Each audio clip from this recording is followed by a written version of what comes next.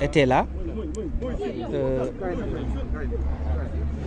J'ai tenu à marquer ma présence à cet événement qui me semble être un événement majeur par rapport à cette nouvelle dynamique que l'on a enclenchée de revenir aux fondamentaux de la République. Tel que je l'avais annoncé lors de ma passation de service, il s'agit d'une politique globale initiée sous la haute direction de son Excellence M. Bassirou Diomaye Diakhar Faye et de son Premier ministre Ousmane Sonko, tendant à revenir aux fondamentaux de la République, à l'ordre, la sécurité, la salubrité et la tranquillité publique. Mission régalienne que l'on exerce. Cette opération ne vise la stigmatisation de personne. Et je pense que c'est le lieu de le rappeler. Il s'agit d'une politique globale de lutte contre l'occupation anarchique de l'espace public qui a été constatée depuis un temps assez long et que l'on a laissé perdurer de sorte que le Sénégalais pense que c'est une situation normale. Parce que ce qui n'est pas admissible, c'est qu'on puisse être dans l'hypothèse où ce qui est anormal, finalement, devient normal aux yeux de tous. Et il est important, donc, de revenir aux règles de civisme, de discipline et d'ordre. Cette opération a été conduite par plusieurs services, par les autorités administratives,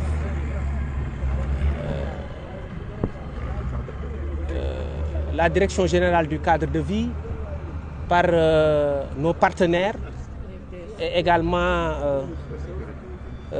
par la police, les forces de défense et de sécurité, la gendarmerie, la SONAGED, que je remercie vivement pour leur contribution. Pour moi, tous les Sénégalais doivent mettre leurs mains, prêter leurs mains fortes au retour vers l'orthodoxie. Nous avons un objectif que nous voulons atteindre, mais dans le cadre d'une synergie globale, qui vise la renaissance de ce nouveau type de Sénégalais qui se dit que le bien public n'est guère différent de mon bien personnel. Que la perception que j'ai du bien public est la même perception que j'ai de mon propre bien. Je montrais tout à l'heure à nos collaborateurs les dépôts d'ordures qui sont faits en face du marché Colobane et des besoins qui sont satisfaits en face juste du marché Colobane. Pour moi, c'est un comportement incivique contre lequel nous allons lutter. Et je l'ai dit, ça vise un objectif global qui s'étend sur l'ensemble du territoire national. Avec la contribution de nos excellents collaborateurs, on aura le résultat escompté. Il ne s'agit pas de déguerpir, comme je l'ai dit tout à l'heure, une quelconque nationalité. Il s'agit de lutter contre cette forme anarchique d'occupation des sols.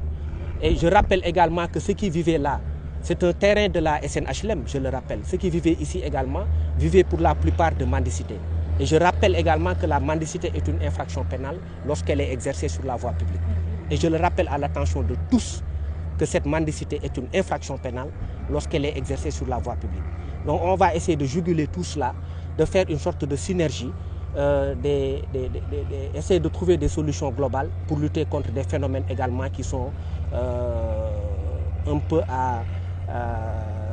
qui sont environnants à cela et qui ne sont pas directement liés à l'occupation anarchique. Parce que c'est des faits qui sont liés. L'occupation anarchique, la mendicité, tout ça c'est des faits liés. Je pense qu'il nous faut des solutions globales qu'on trouvera, Inch'Allah, et avec la volonté d'Allah pour régler ces problèmes, afin de remettre le Sénégal sur pied et également dans le cadre d'une perspective globale de recherche de la discipline, de la rigueur, de la salubrité, de la tranquillité, de la paix publique et de l'ordre public. Donc je vous remercie de votre aimable attention. Une question par rapport aux Nigériens qui occupent le terrain, seront-ils repartis? Là, ce sera une solution qui peut être envisagée. Comme je vous l'ai dit, ceux qui occupaient cet espace ne sont pas seulement des étrangers. Ça, c'est important. Il ne faut pas penser qu'on est dans la stigmatisation. Ceux qui occupaient ces lieux sont aussi des Sénégalais. Ce ne sont pas seulement des étrangers. Donc il ne faut pas penser qu'on est en guerre contre des étrangers. Il s'agit simplement de remettre en selle la bonne discipline. L'occupation normale des voies publiques et non l'occupation anarchique des voies publiques.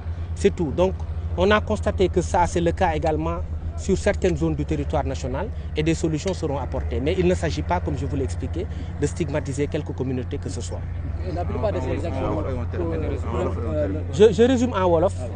Li ma bëggoon wax rek mooy di remercier autorités administratives yi fi nekk yi nga xamante ni def nañ ci liggéey bu mucc ayib di remercier également presse bi di remercier police di remercier gendarmerie di remercier suñu collaborateurs yi waa SONAGED di remercier également waa cadre de vie parce que li ñu jàpp rek mooy dafa am ay poches de Dakar yoo xamante ni dafay nourrir délinquance maanaam nit ñi dañ fay def ay loo xamante ni dafa nekk lu yoon nanguwul wala ñi nga xamante ne dañuy def infraction ñëwaat toog fa di moom muy servir de lieu de refuge donc loolu la ñuy xool ni ñu koy régler parce que dëkk nag dañ ko war a teg ci yoon dëkk dafa war a vivre ci ay règles mënatuñu jàpp ci suñu réew Sénégal ku nekk fu la neex teg sa mbir ne léegi yow mbedd bi yaa ko moom lépp da nga xamante ne la ñuy def nañ ko def ba nga xam ne dañuy normer affaire yi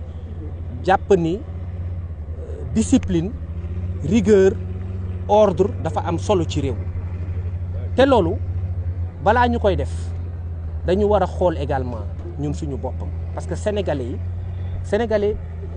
nit ku baax la mën na remettre en cause question boppam sénégalais bëgg na lu baax wax naa ko keroog ci sama passation de service donc peuple sénégalais nañ ci jàpp ci defar dëkk bi nañ jàpp ci lutter contre anarchie bi fi am bi nga xamante ni constaté nañ ko depuis longtemps bien que de temps en temps yi également am na amélioration donc loolu nañ ko continuer ba nga xamante ni dëkk bi dina tegu ci yoon parce que ñun loolu lañ bëgg dañu bëgg a servir le sénégalais indi benn esprit boo xam ne dafa bees lu insufflé loo xamante ni day permettre lépp ñu teg ko ci yoon terrain bii ngeen gis waa SNHLM ñoo ko moom ba ñu constaté ne dafa am ay occupation irrégulière ñu gis ni ñi fi nekk du ñu ay nationalité étrangère kese parce que am na ay sénégalais yu fi nekk donc ñu ne léegi dañ koy dindi delloo ko waa SNHLM am na zone yoo xam ne dañu gis ne également dañ ko occupation boo xam ne mën na constituer des sources de danger et d'insécurité ñu defar ko bu ñu defaree waa cadre de vie dañuy ñëw def ci loo xamante ni day des éléments décoratifs wala ñu def ci beneen liggéey boo xam ni day bokkul ak ñi nga xamante ni dañuy ñëw def seen tente ci mbedd bi tëdd li ñuy xeex mooy loolu mooy désordre ñun loolu lañ bëgg mu dañ suñu réew beneen affaire bi mooy damay rappeler que ñi fi nekkoon dans la plupart du cas yalwaan lañ doon dundee te yalwaan code pénal sénégalais da ko tere dañuy xool nag loolu nuñ koy jéem a defaree dañuy defaraat rek ànd ñun ñëpp defar mais damay avertir ñi fi nekkoon non ñi nga xamante ni quel que soit fu ñu jógee sénégalais ñëpp damay avertir ni loolu la texte yi wax maintenant loolu yëpp nañ ànd ñun ñu defar ko defar xool nu ñu régler suñu réew ñun ñëpp ñu ànd comme ça réew mi baax parce que réew mi bu baaxee tamit ñun ñëpp la baaxal donc loolu laa amoon lu may wax di remercier ñi ñëw ñëpp di leen sant di leen gërëm jërëjëf.